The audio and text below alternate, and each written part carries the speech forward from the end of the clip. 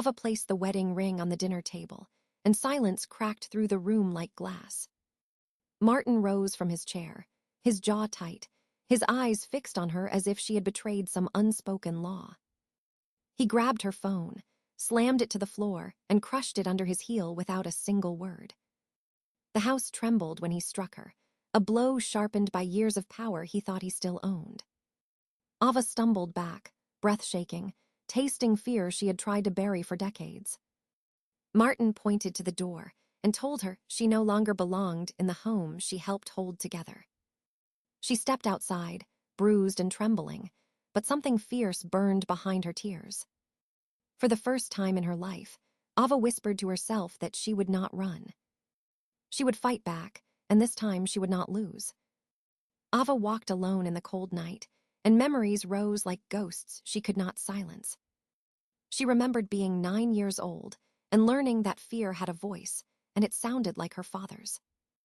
Martin controlled everything she touched, from her clothes to her friends to the way she breathed in his house. He read her messages, searched her drawers, and demanded every detail of her day as if she owed him her soul. When she hesitated, he gripped her wrist too hard and told her obedience was the only form of love he understood. Ava learned to speak softly, because loud voices in that house were punished without warning. She learned to hide her tears, because crying only made Martin angrier and more creative with his cruelty. Money became another chain when he forced her to hand over every dollar she earned from small jobs. He told her she was lucky he managed her finances because she was too foolish to trust herself. Linda watched from the doorway, always wringing her hands, always choosing silence instead of protection. Ava once asked her mother why no one helped her, and Linda whispered that anger was easier to survive than chaos. The answer taught Ava that she was alone, even when surrounded by family, who claimed to love her. School offered no escape, because Martin monitored her grades and punished anything less than perfection. He would slam textbooks on the table and order her to study until midnight while he lectured about failure. When she turned 14, he took her birthday money and said responsibility was more important than celebration. Her friends avoided visiting after witnessing his temper erupt during a simple conversation in the living room. Ava apologized for him for years, believing her existence triggered problems she didn't know how to fix. At 16, she begged to attend a school trip, and Martin accused her of wanting freedom she did not deserve. He kept her home that weekend and lectured for hours about loyalty, obedience, and family honor. Ava sensed, then, that Martin loved control more than he loved anyone living under his roof. During college applications, he forced her to stay close to home because distance made him nervous. He insisted on driving her to campus every day and checked her phone each night for dangerous influences. Ava hid parts of herself so deeply that some days she forgot she had dreams of her own. She used to imagine a version of life where she was allowed to breathe without permission. But that dream felt childish each time Martin reminded her that the world outside was full of threats. His manipulation wore her down until she believed the lie that she was safer under his rule than outside it. Every time she tried to stand up for herself, he twisted her words and convinced her she was ungrateful. He would break her confidence and then offer affection as if he were the only one who could heal her. By the time she became an adult, Ava no longer recognized her own reflection without his judgment shaping it. The control had become a routine, a rhythm of wounds disguised as care, a prison without visible bars. Walking away that night, she realized she had lived more than 20 years inside a story he wrote for her. And for the first time, she felt the weight of a truth she had never allowed herself to hold. She had been surviving, not living, and survival had a price she could no longer afford to pay.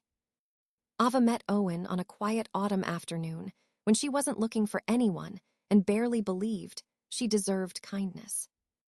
He held the door for her at a small cafe, and the simple gesture unsettled her more than she expected.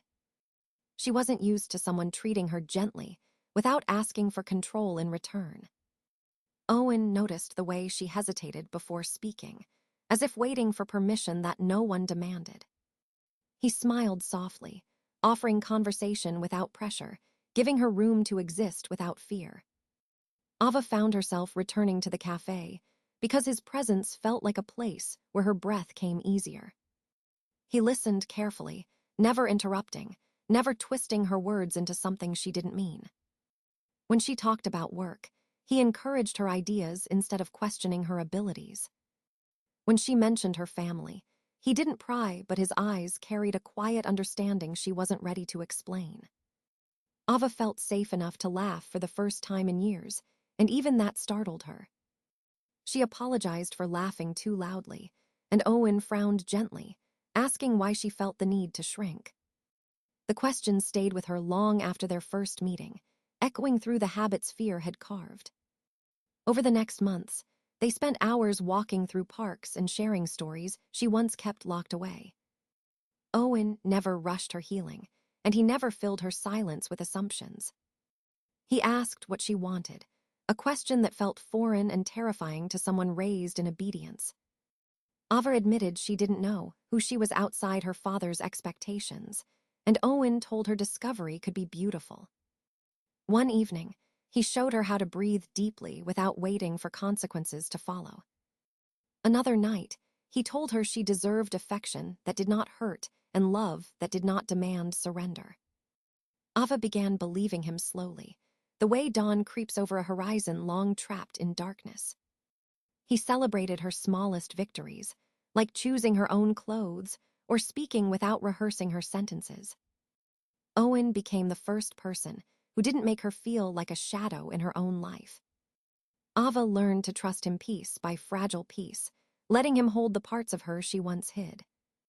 When he reached for her hand, she didn't flinch the way she used to with others. She felt warmth instead of fear, something soft instead of something sharp. Owen showed her a world outside the walls she grew up believing were unbreakable.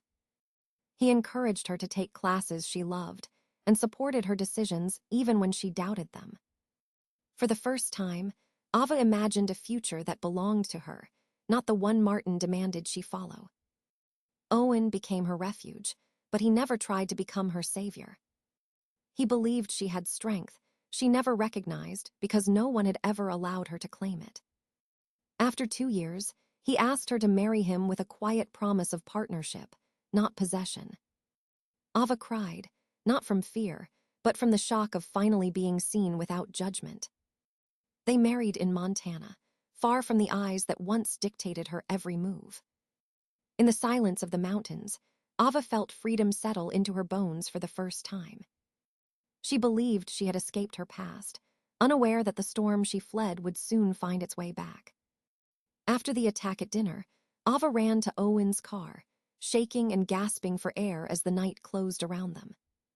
Owen held her close, checking her face and arms for injuries that burned under the streetlight. She showed him the bruises, the torn clothing, and the phone he had destroyed with a single stomp. For the first time, she realized the danger she had lived with for decades was real and unrelenting. Owen called Harper Rays, a family law attorney who specialized in domestic abuse cases. Harper arrived quickly, her presence calm but urgent, and guided Ava through her first steps toward protection. They took photos of her injuries, documenting the fresh marks alongside the old ones Martin had left. Harper helped Ava write a detailed timeline of abuse stretching over 20 years, noting dates and events. Every memory Ava recounted strengthened the case and weakened the fear she had carried silently. They filed a restraining order immediately to prevent Martin from contacting or approaching Ava. Harper explained the process carefully, emphasizing the importance of legal documentation and evidence. Ava also agreed to press criminal charges, knowing it was the first formal step toward justice. They prepared a civil lawsuit as well, targeting the years of financial control and emotional manipulation. Owen stayed beside her, holding her hand and reminding her she did not have to face this alone. The first court documents were filed within days, a tangible step Ava had never dared to take. Every signature she made felt like reclaiming a piece of herself, stolen long ago. Harper explained how digital evidence, messages, and witnesses would be crucial in court. Ava realized the fight would not end with one restraining order or one criminal complaint. It was the beginning of a long process that demanded courage, patience, and meticulous attention. She felt fear creeping back, but met it with a new resolve shaped by Owen's support and Harper's expertise. They organized all evidence carefully, labeling photos, screenshots, and audio files for easy reference. Ava practiced recounting events in a calm voice, preparing for depositions and court appearances. Each retelling chipped away at the fear Martin had built around her words and memory. She discovered strength in the meticulous process, in turning memories of pain into a record of truth. Harper explained possible courtroom strategies Martin might use, including denial and intimidation. They rehearsed responses, ensuring Ava could remain steady despite his likely attacks. Owen insisted on documenting every threat or contact from Martin, reinforcing the legal shield around her. Ava also started journaling daily, noting emotions, events, and interactions, which Harper encouraged. Every page became evidence, every entry a testament to her survival and clarity of mind. The first court date approached, and Ava felt a mixture of terror and determination coursing through her. She realized that stepping into the legal process was stepping out of the shadow she had lived in for decades. Owen promised he would be there, not to fight for her, but to ensure she could fight for herself. Harper reminded Ava that the law would listen to facts, evidence, and testimony, not fear. For the first time, Ava felt the faint but steady pulse of control returning to her own hands. She looked at her reflection, bruised but resolute, and whispered that she was ready to reclaim her life. News of Ava filing charges spread quickly through the family, sparking anger and disbelief. Her mother, Linda, refused to speak to her, accusing Ava of exaggerating and betraying the family. Cousins and relatives took to social media to defend Martin, painting Ava as ungrateful and vindictive. Posts appeared on Facebook and Twitter, labeling her claims as lies for attention and financial gain. Local news outlets picked up fragments of the story, creating a narrative skewed in Martin's favor. Ava watched the public attacks, feeling the old familiar sting of isolation and helplessness. She received messages threatening her, warning her to drop the case or face consequences. Every notification made her flinch, but she knew Harper was preparing to use them as evidence. Owen stayed close, reading each post with her and calmly explaining why it mattered for the case. They screenshot and saved everything, turning attacks into documentation for the courtroom. Some family members called to lecture her, insisting she forgive Martin or risk being ostracized forever. Ava resisted the urge to respond emotionally, focusing instead on strengthening her legal position. Harper explained that online harassment could support a violation of the restraining order. Martin's attempts to manipulate public perception became proof of his ongoing abuse. Ava began to see the broader pattern. The control he exerted extended beyond the home. The media coverage initially terrified her, but Harper reassured her that the truth had weight. She started writing a clear statement for the press, emphasizing facts over emotion. Owen helped her craft language that showed her strength without giving Martin more fuel. She practiced speaking about the events calmly, ready for any interviews or court appearances. Despite the harassment, Ava felt a growing sense of agency over her story and her life. She created a private support network with trusted friends who encouraged her daily. Each message of encouragement reminded her she was not alone, even if family abandoned her. Ava realized that public attacks could no longer define her identity or worth. She documented every incident meticulously, knowing it would demonstrate patterns of abuse. Harper reviewed all posts, texts, and calls, advising Ava on which details could be used legally. They began preparing a timeline of harassment that aligned with her original restraining order filing. The attacks on social media reflected Martin's desperation, making the case stronger. Ava felt a mix of anger and determination, understanding that silence was no longer an option. She began to view the public chaos as an extension of the fight she had already started. Owen reminded her that each insult and accusation was evidence of control, not of her failure. Ava started journaling daily about each attack and her emotional response, building her narrative. She reviewed the evidence with Harper, noting how even small posts could demonstrate coercion. Harper encouraged her to maintain composure publicly, turning Martin's smear campaign into legal leverage. By the end of the month, Ava felt a shift from fear to strategic focus, seeing the harassment as part of the case. She recognized that the opposition was loud but not invincible, and truth could outlast lies. With each documented post and message, Ava strengthened her claim that Martin's influence had long harmed her. She began to reclaim her sense of self, realizing that the public backlash would not break her resolve. The more Martin tried to manipulate perception, the more he exposed patterns that worked in Ava's favor. By facing the media storm, Ava understood that she was turning the tools of control into weapons for justice. She felt empowered, knowing that preparation, evidence, and support could neutralize fear. Every post, every call, every accusation became a piece of a larger truth she was finally able to assert. Ava no longer felt powerless. The chaos outside mirrored the clarity growing inside her. She was learning that surviving abuse was one thing, but using it to reclaim life was another. Each day, she reinforced the lesson that Martin's attacks could not silence her, only document his guilt. One by one, family members who had once stayed silent began to speak out for Ava. Cousin Andrew shared his story of being physically punished by Martin when he was a teenager. Darcy, another relative, revealed she had endured emotional manipulation for years in silence. Their confessions painted a picture of Martin that contradicted the perfect image he projected publicly. Distant relatives called Ava to apologize, admitting they had ignored signs of abuse before. Di Helen admitted she had witnessed Martin controlling both Ava and her mother for decades. She confessed that fear had kept her from intervening, and she regretted staying silent.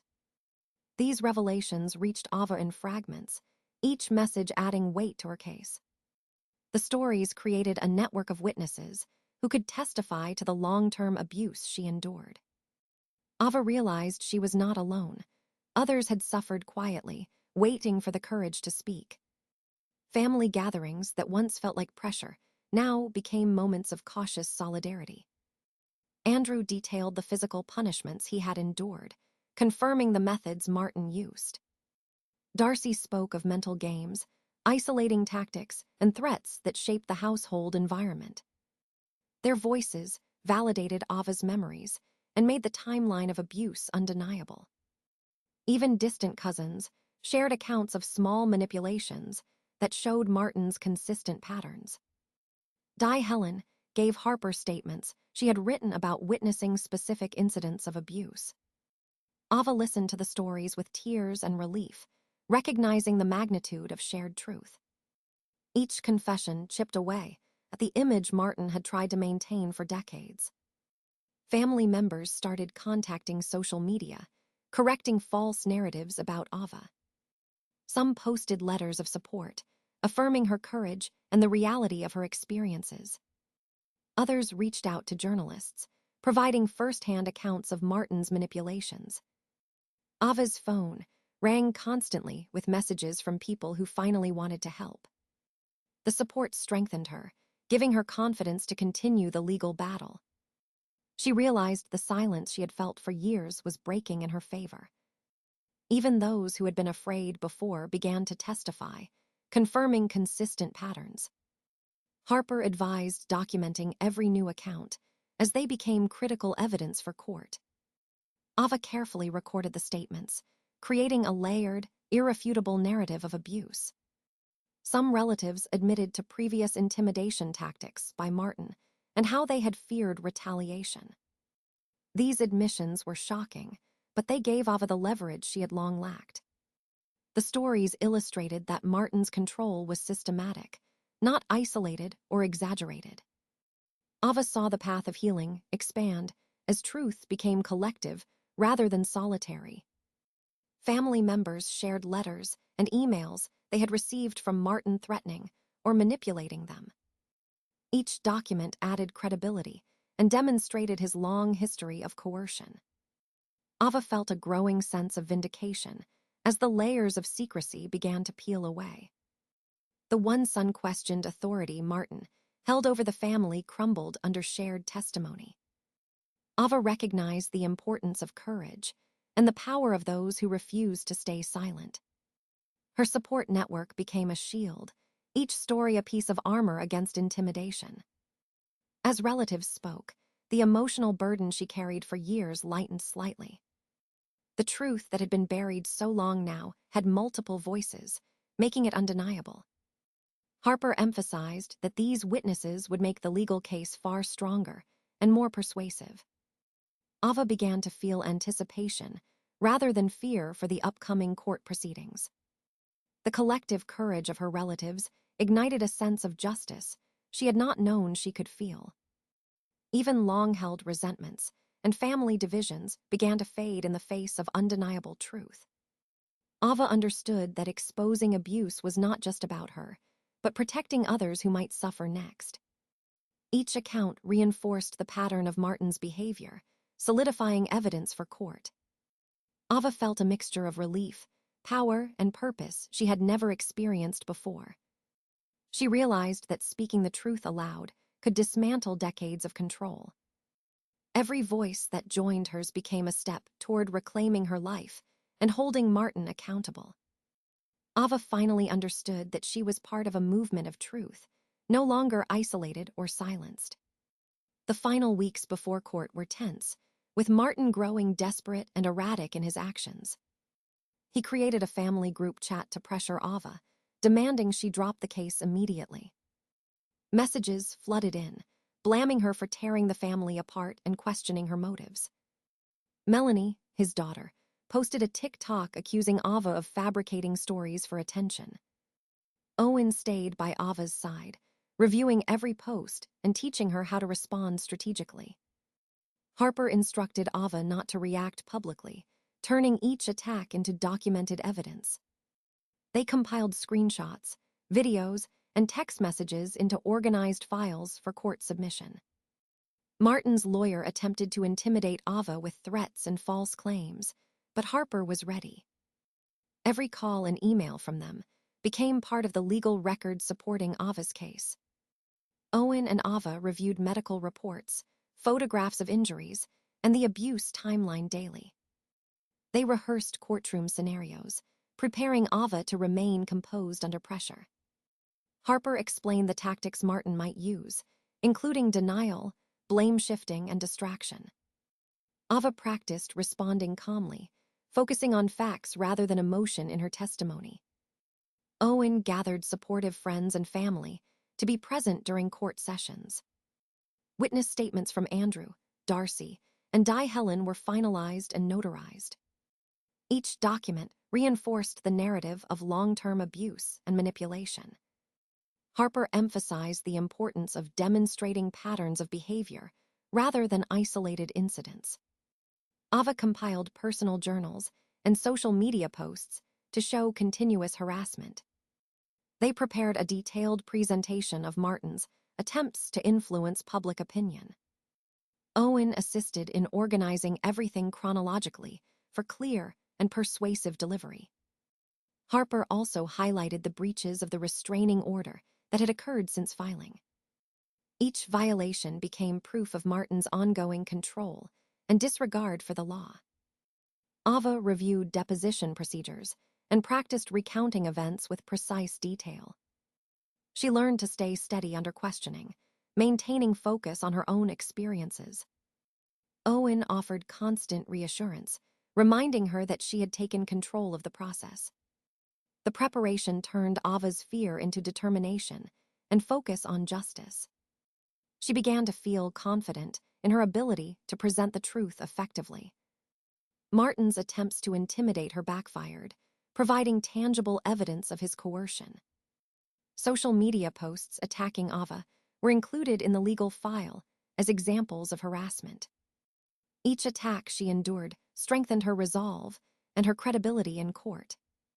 Harper reviewed all strategy and ensured no detail was overlooked or underdocumented. Ava realized that meticulous preparation made her more powerful than fear alone ever could. Owen organized all court materials, double-checking every exhibit, testimony, and timestamp. They simulated court scenarios, practicing opening statements and witness questioning. Ava rehearsed describing her injuries and recounting incidents clearly and confidently. She also practiced addressing patterns of abuse, showing the court a comprehensive view. Harper reminded her that calm, precise delivery would strengthen her credibility. Owen helped her focus on what she could control: her words, her evidence, and her composure. Ava felt a growing sense of empowerment as the court date approached. She began to view Martin's threats as predictable behaviors rather than uncontrollable fear. Every documented attack, threat, or harassment became a tool to reinforce her claims. Ava realized that she had turned decades of oppression into a structured legal argument. With Owen and Harper by her side, she felt ready to face Martin and the courtroom confidently. She knew the upcoming trial would be challenging, but she now had strategy, evidence, and support. The culmination of preparation gave Ava strength she had never known before. For the first time, she was not just surviving, she was actively reclaiming her life and power. Every detail of the case had been considered, leaving no room for Martin to manipulate the truth. Ava entered the final week before court with resolve, ready to confront her past and secure justice. Ava entered the courtroom with a steady breath, her spine straight and eyes clear. She no longer felt the fear that had haunted her for decades. Owen stood beside her, silently offering strength without words. Harper had prepared every document, every photo, and every testimony meticulously. Witnesses from her family were ready to speak the truth she could no longer carry alone. Ava recounted the abuse, the control, and the years of manipulation with precise clarity. Each detail she shared pierced the illusion Martin had created around himself. The courtroom listened, the evidence undeniable and the narrative consistent. Martin's threats and smears fell flat, exposed by the documented truth and witnesses. Every post, every email, every violation of the restraining order strengthened her case. She realized she was no longer the child who feared speaking out. Her voice, once silenced, now resonated with authority and courage. Judgment came after careful deliberation, affirming her claims and granting full protection. The restraining order was enforced, and Martin's attempts to control her were legally ended. Ava felt relief, pride, and a sense of triumph unlike anything before.